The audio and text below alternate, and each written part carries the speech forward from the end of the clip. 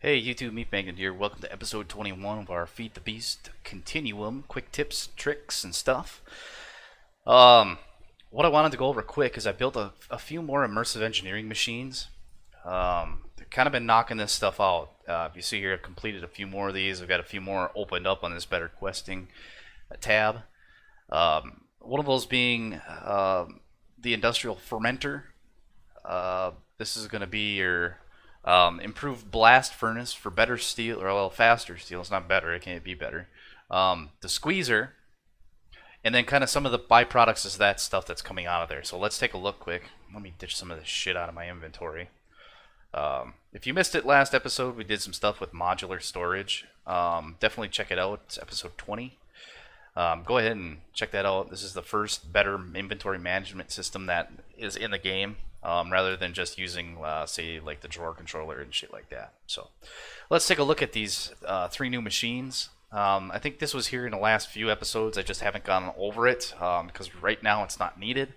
But I'm starting to get to the point where I'm starting to look at this diesel generator. And this bad boy, I think it generates 1024 RF per tick, so that's significantly more than anything else I've got going. So we're going from a more passive generating system to something a little more complicated that is more active.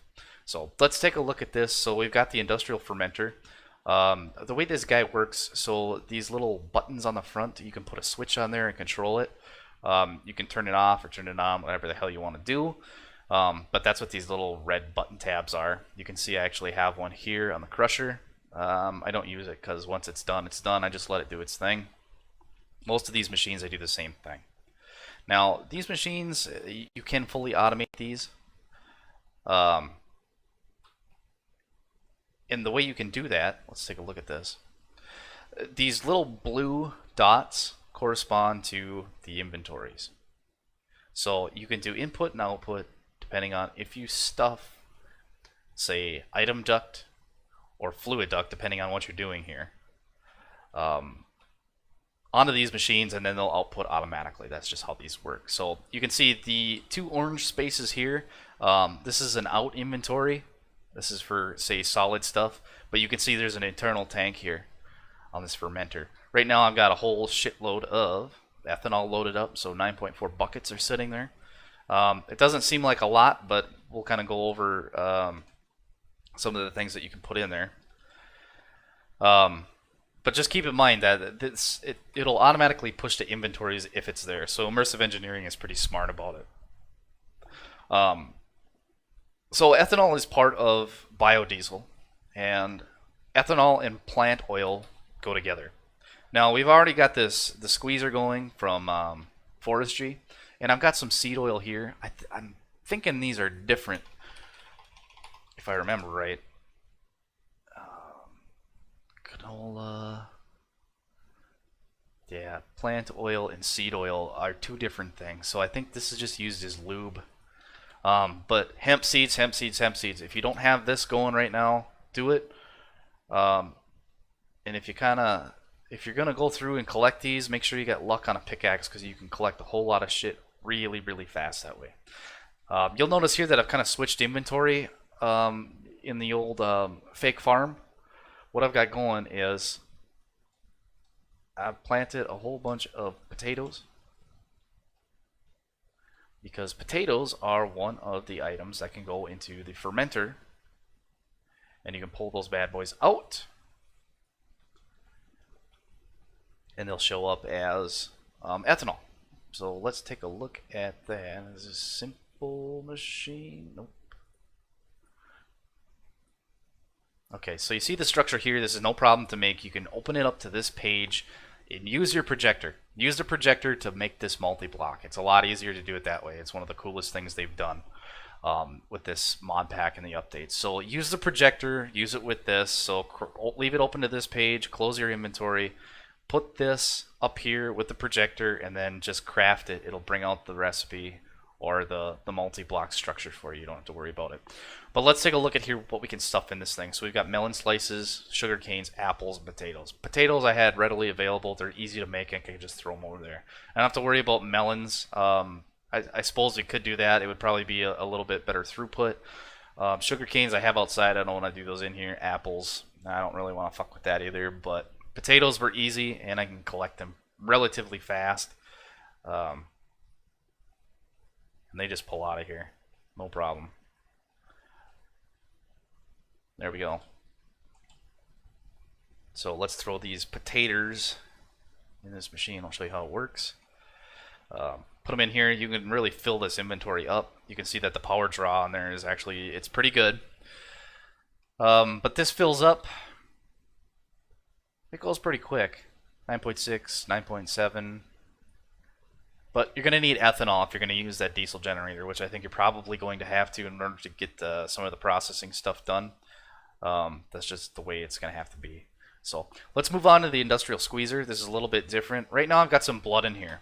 And the reason that is because there's a recipe for leather that if you stuff it in there, you will end up with...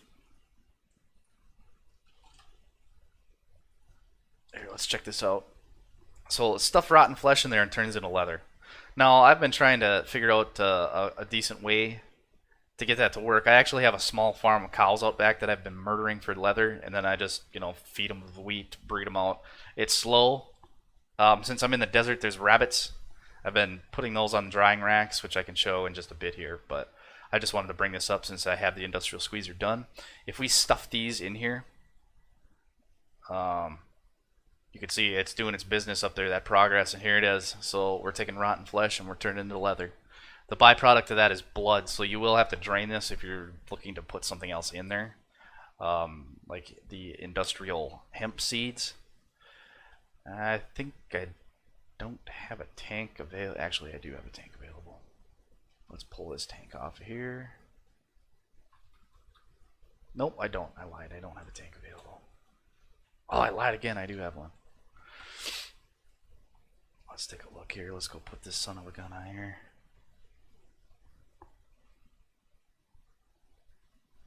Work this out. I'm actually going to pull this zombie flesh out of here. Let's get rid of that. I'll rebuild, and let's put this up front. So we're with that filled up with blood. Let's ditch that.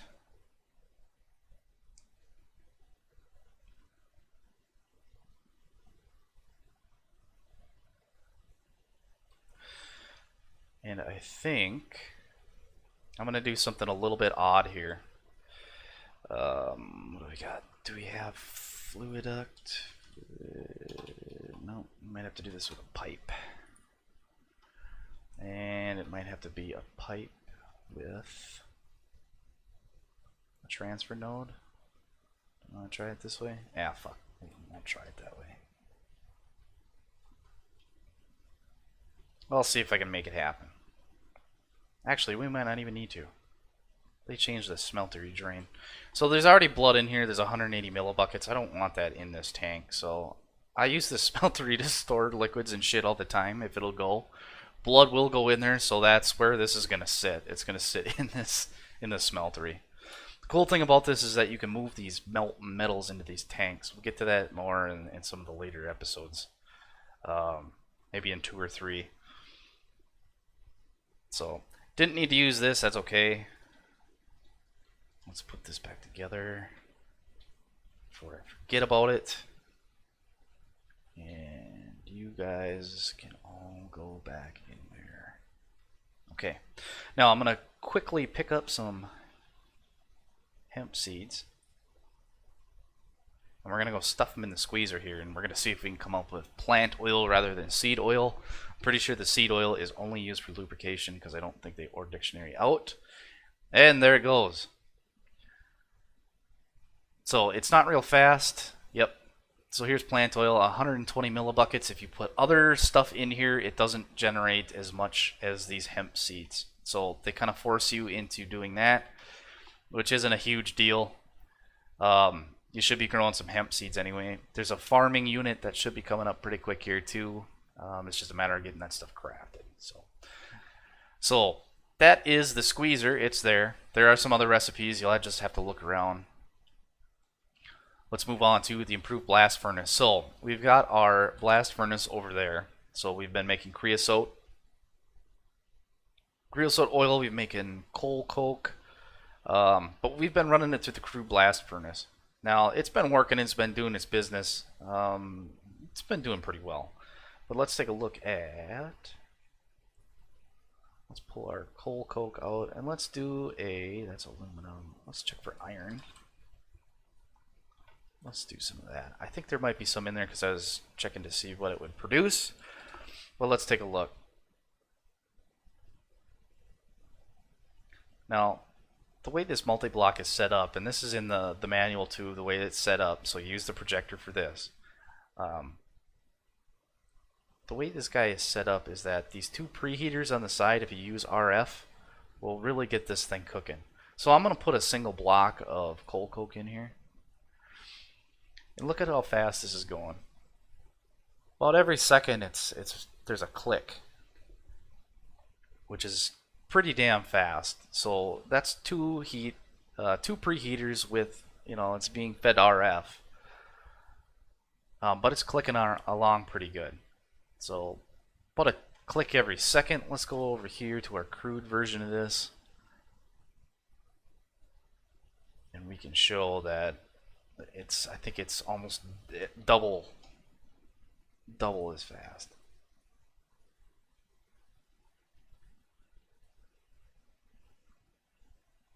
Yeah, you can see it's significantly faster to use that one at the cost of RF. Now you might say, well, shit, the draw I've already got going on all my RF, is it really worth it?